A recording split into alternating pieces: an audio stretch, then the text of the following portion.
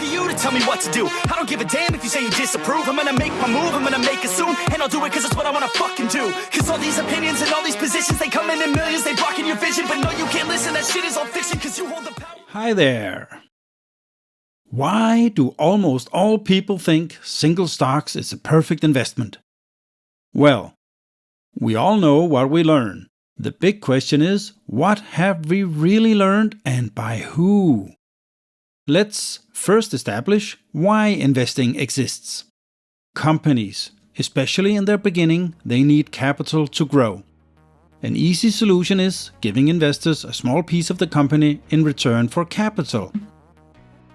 There is an element of risk here. If the company doesn't use the capital well, or doesn't yield the required growth, or maybe even go bankrupt. Usually, this will require a better payback of that capital they got. This is their promise to us as investors.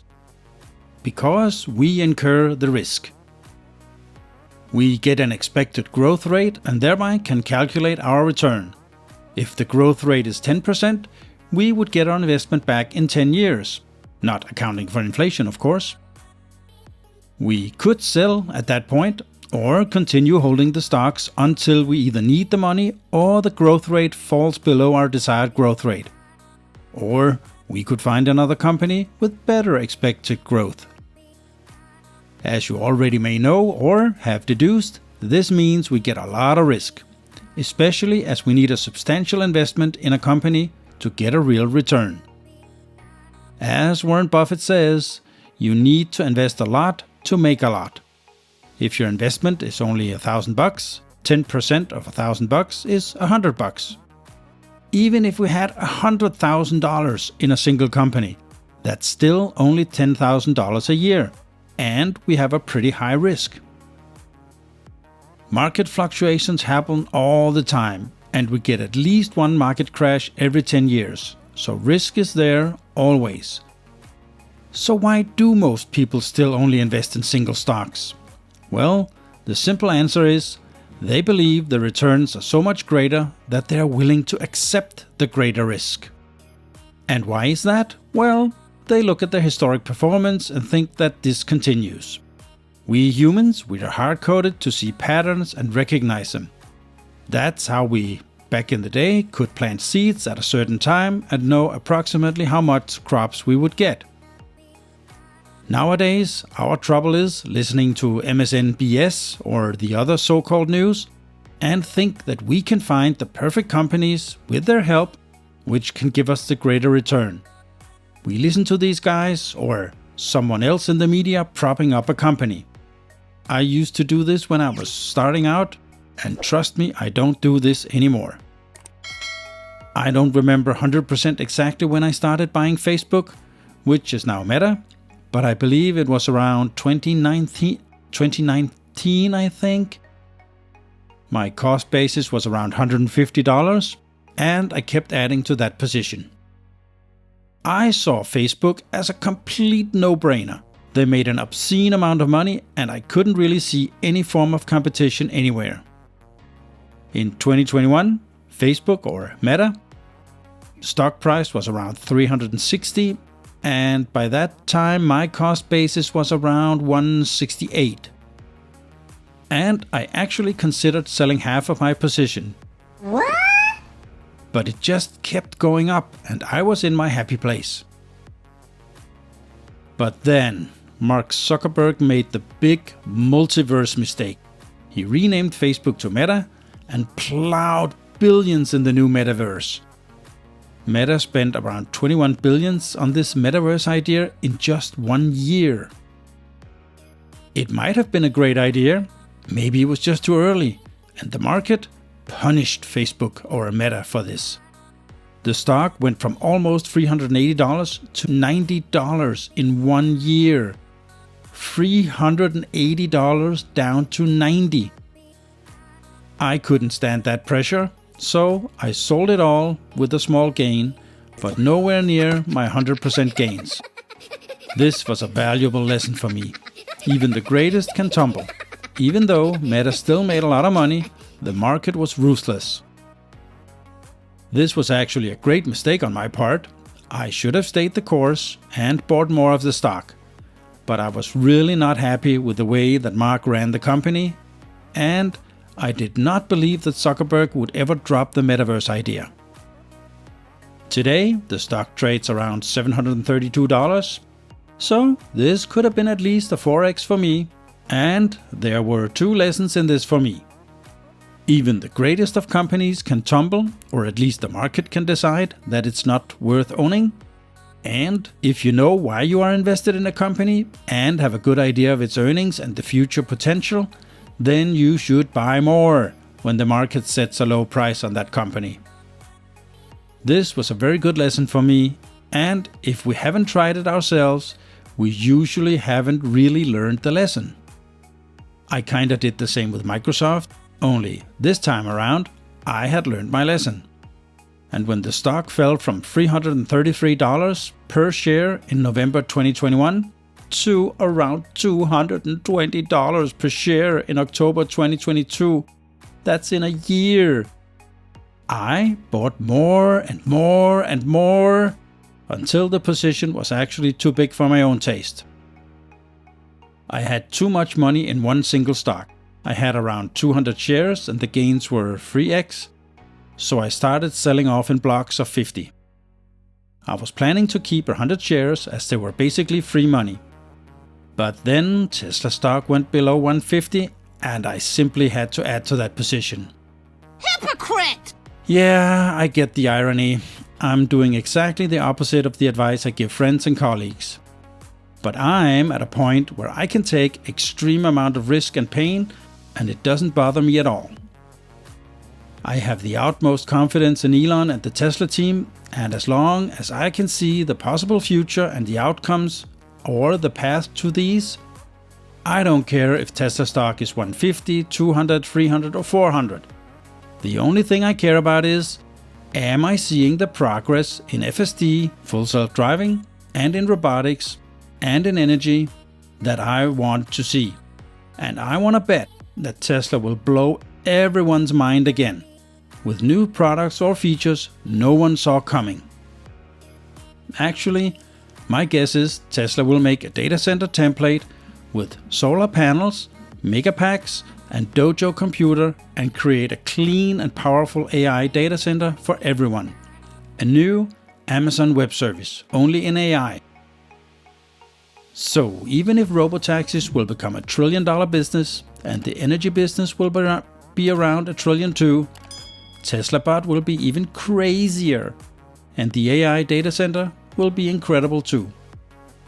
That's why Tesla is my largest position, and it's a single stock, I know. And I won't sell any of my shares unless something really crazy happens, or the stock price reaches around $2,500, then I will consider selling the majority of my shares. But hey, what's the point of this video then? Well, as this is not investing advice, I just tell you what I do and how I do it. This is where I use data and history to tell you why you shouldn't do what I do. First, let's see what Tesla stock would have given in return if I had only bought once and had not been an early investor. Explain as you would a child. Let's say I bought Tesla stock back in September 2020. The stock price was around $145 per share and was trending up, so this was where a lot of people bought in. At the point of making this video, the stock price is around $290, that's a 100% gain, and a nice return for a 5-year period. I usually want around 15% gain a year, so 100% over 5 years, that's quite okay. Well, Lottie frickin' da! Here we have to remember all the really bad times in between, and the most people would have sold the stock many times over. But wait, there's more. If we then take inflation into account, it was roughly 24% from 2020 to now. So for this example, I'm using 20%. That means our 100% gains are now 80.